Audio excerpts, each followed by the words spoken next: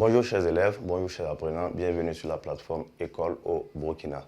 Je suis M. Barreau, professeur certifié de philosophie et je suis ravi de vous entretenir aujourd'hui sur le cours qui va porter sur l'art et la technique. Voilà, notre chapitre va se profiler comme suit. D'abord, nous aurons l'introduction. Nous allons essayer d'introduire un peu les notions de l'art et la technique. Et ensuite, dans le premier grand point, nous allons définir. Nous allons donner des définitions qui porteront sur l'art, sur la notion du beau. Ensuite, nous allons passer aux différentes caractéristiques de l'art. Qu'est-ce qui caractérise l'œuvre d'art exactement? Est-ce l'intelligence? Est-ce la créativité? Est-ce le génie? Est-ce la conscience? Est-ce la liberté? Nous allons essayer de développer ces différents points. Ensuite, dans le prochain point, nous allons essayer de donner les différentes conceptions du beau. La conception de Platon, la conception d'Aristote. Et dans le dernier grand point qui portera sur l'art, nous allons donner les fonctions de l'art.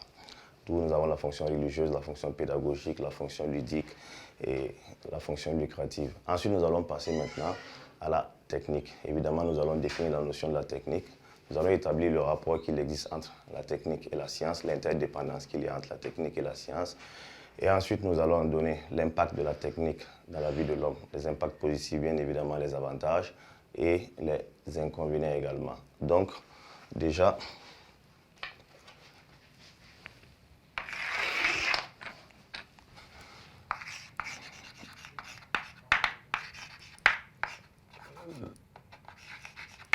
l'art et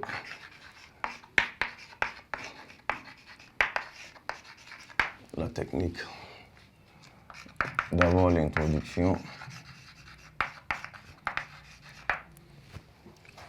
Grand 1. Notion de définition. Petit 1.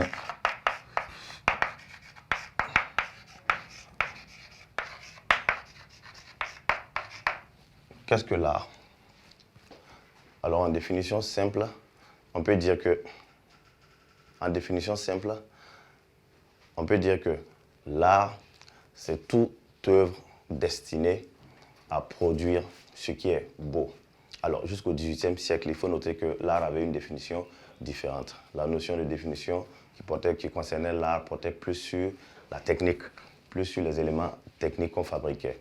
Mais à partir du XVIIIe siècle, on s'est rendu compte que l'art pouvait se définir autrement. Alors, on définit l'art comme toute œuvre artistique destinée à produire ce qui est beau. Donc,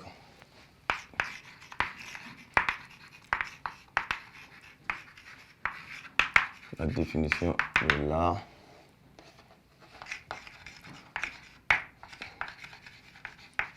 Toute œuvre destinée à produire ce qui est beau.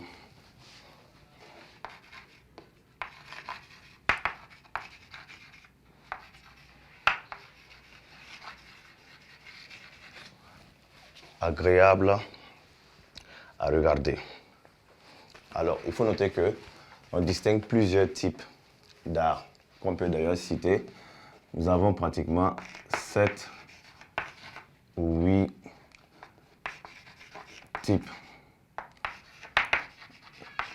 d'art qu'on peut citer entre autres la coiffure, la cuisine, la littérature,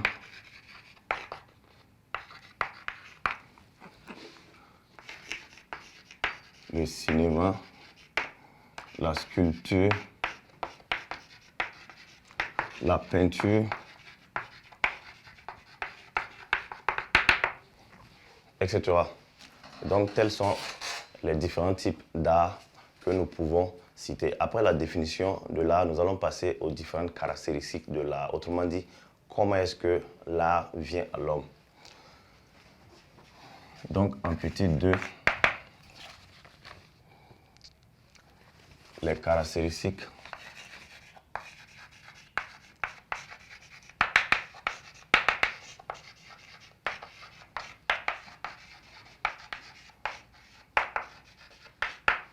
de l'œuvre d'art. Alors, il faut d'abord noter que les animaux ne créent pas d'art. Alors, pourquoi est-ce que les animaux ne créent pas d'art? Parce que ceux-ci sont limités. Ceux-ci n'ont pas la notion de la conscience que possède l'homme. Donc, automatiquement, nous comprenons que la conscience joue un rôle important dans la création de l'œuvre artistique. Donc, d'abord, première caractéristique, les caractéristiques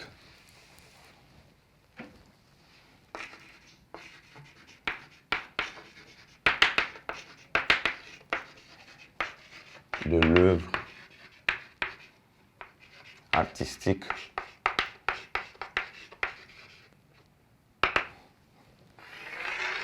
Premièrement, nous avons la conscience.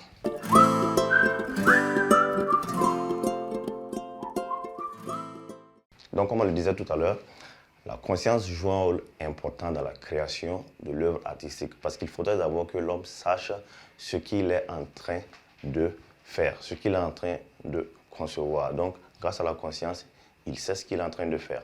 Deuxièmement, la deuxième caractéristique majeure de l'œuvre artistique est la raison humaine, autrement dit l'intelligence, ce qui permet à l'homme justement d'avoir un chemin intellectuel de ce qu'il est en train de produire.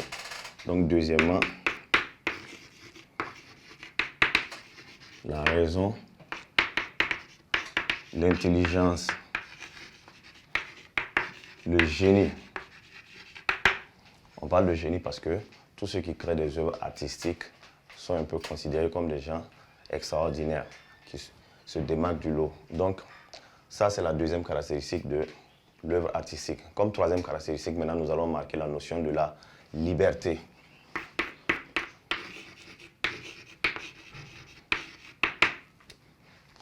Alors, pourquoi est-ce qu'on parle de liberté dans la création d'œuvres artistiques?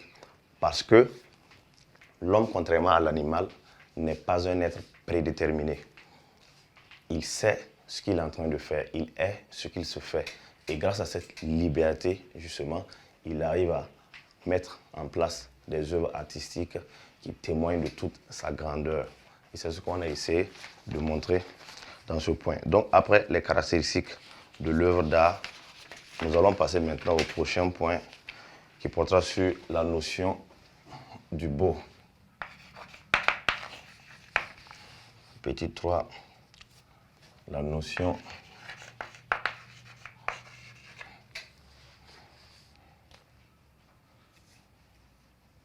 du beau.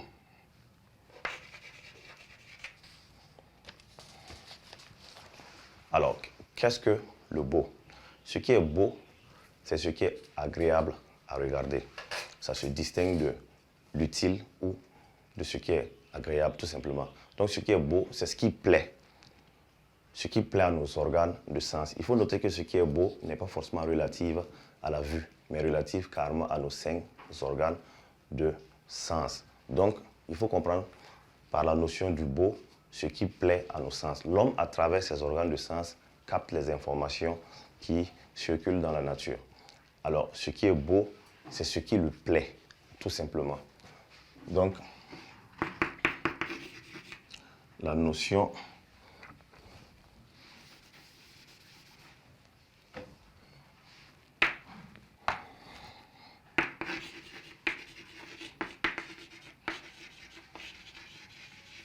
du beau.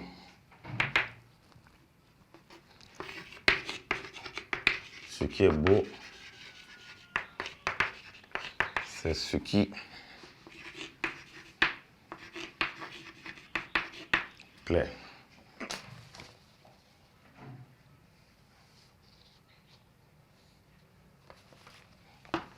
L'homme perçoit le beau à travers ses organes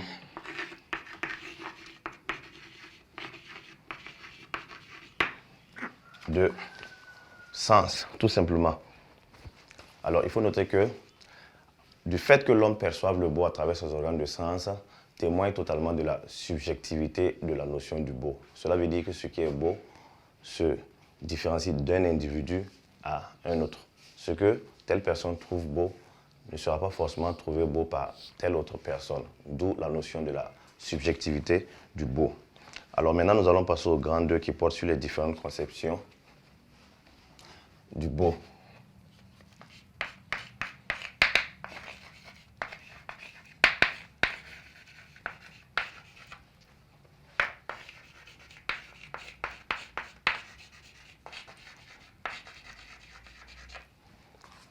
Alors, avant de passer aux différentes conceptions du beau, faisons un bref rappel de ce qu'on a eu déjà développé. D'abord, on a défini la notion de l'art. L'art, c'est toute œuvre destinée à produire ce qui est beau, ce qui est agréable à regarder. Et on disait tout à l'heure qu'on distinguait 7 à 8 types d'art, entre autres la coiffure, la cuisine, la littérature, le cinéma, la sculpture, la peinture, etc.